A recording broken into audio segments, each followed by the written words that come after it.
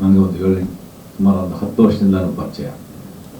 ಅವರ ಸಂಜೀವ ಸಿನಿಮಾ ಪ್ರೊಡಕ್ಷನ್ಗೋಸ್ಕರ ಮಾತ್ರ ಬಂದಾಗ ನಾನು ಪರಿಚಯ. ಅದಾದಮೇಲೆ ಅದು ರಿಲೀಸ್ ಆಯಿತು. ದುರದೃಷ್ಟವಶಾತ್ತು ಆ ಸಿನಿಮಾ ಸರಿಯಾಗಿ ಅವ್ರ ಕೈಗೆ ಹಿಡಿಯಲಿಲ್ಲ.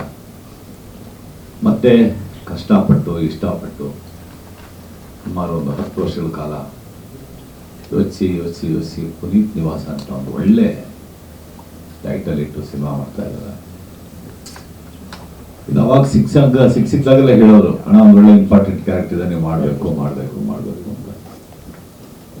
ಇತ್ತೀಚೆಗೆ ನನ್ನ ಭಾರತ ಚಿತ್ರೀಕರಣ, ನಾನು ಮತ್ತೆ ಶಂಕರ್ ಭಟ್ ಬೇಸ್ ಅಂತ ನನ್ನ ಭಾಗದ ಚಿತ್ರೀಕರಣ ಮುಗೀತು. ಅವಳ ಒಂದು ಇಂಪಾರ್ಟೆಂಟ್ ಕ್ಯಾರೆಕ್ಟರ್ ಟ್ರೈಲರಲ್ಲಿ ನನ್ನನ್ನು ತೋರಿಸ್ತಿಲ್ಲ, ಬಹುಶಃ ಏನು ಸಸ್ಪೆನ್ಸ್ ಇಟ್ಟಿದ್ದಾರೆ. ಇಡೀ ಪುನೀತ್ ನಿವಾಸದ ಕಥೆಯನ್ನ ಹೇಳುವಂಥ ಒಬ್ಬ ನಿರ್ಮಾಪಕನ ಪಾತ್ರ. ನಾನು ಹಲವಾರು ಸಿನಿಮಾ ಮಾಡಿ ಸೋತೋಗಿರ್ತೀನಿ. ಗೆಳೆಯ ಬರ್ತಾನೆ, ಗೆಳೆಯನಿಗೆ ಹೇಳ್ತೀನಿ ಈತೊಂದು ಕತೆ ಕೊನೆಯದಾಗ ನಾನು ಮಾಡ್ತೀನಿ, ನೀನು ಕೇಳು ಅಂದ್ಬಿಟ್ಟು. ಮೋಹನ್ ಅವರ ಮನದಾಸೆನೋ ಅದೇ ಇರಬೇಕು.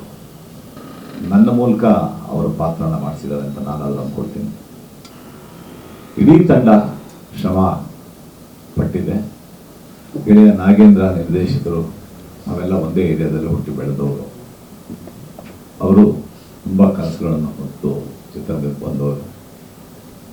ಈ ಚಿತ್ರವನ್ನು ಬಹಳ ಇಷ್ಟಪಟ್ಟು ಕಷ್ಟಪಟ್ಟು, ನಾನು ಈ ಮಾತನ್ನ ಯಾವಾಗಲೂ ಹೇಳ್ತಾ ಇರ್ತೇನೆ.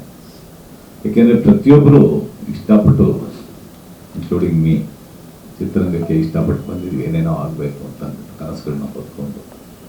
ಆದರೆ ಕಷ್ಟಪಟ್ಟು ಪ್ರೊಡಕ್ಷನ್ಗಳು ಮಾಡಿದ್ವಿ. ಯಾವೊಬ್ಬ ನಿರ್ಮಾಪಕನೂ ಸುಲಭವಾಗಿ ಪ್ರೊಡಕ್ಷನ್ ಮಾಡೋಕ್ಕೆ ಆಗೋದಿಲ್ಲ. ಯಾಕಂದರೆ ನಾನು ಒಂದು 5 ಚಿತ್ರ ನಿರ್ಮಿಸಿರೋ ನನಗೆ ಅದರ ಅನುಭವ ಆಗಿದೆ. ಇಲ್ಲೂ ಒಬ್ಬರು ನಿರ್ಮಾಪಕರಿದ್ದಾರೆ. ಸೊ ಹೀಗಾಗಿ ಪುನೀತ್ ನಿವಾಸ ಒಳ್ಳೆ ಸಂದೇಶಗಳನ್ನು ಹೇಳುವಂಥ ಒಂದು ಸಿನಿಮಾ. ಇಷ್ಟಂತೂ ನಾನು ಹೇಳಬಲ್ಲೆ.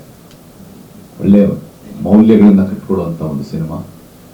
ಕರ್ನಾಟಕ ದೇವರು.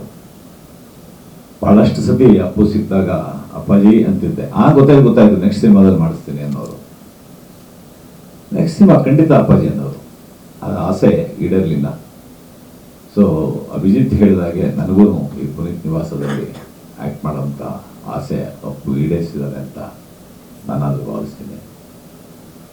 ಚಿತ್ರ ಯಶಸ್ವಿ ಆಗಬೇಕು. ಅದಕ್ಕೆ ಮಾಧ್ಯಮದ ಮಿತ್ರರು ನಿಮ್ಮ ಸಹಕಾರ ಹೆಚ್ಚಾಗಬೇಕು. ಮೋಹನ್ಗೆ ಒಳ್ಳೆಯದಾಗಲಿ, ಇಡೀ ತಂಡಕ್ಕೆ ಒಳ್ಳೆಯದಾಗಲಿ. ನಮಸ್ಕಾರ. ಧನ್ಯವಾದಗಳು.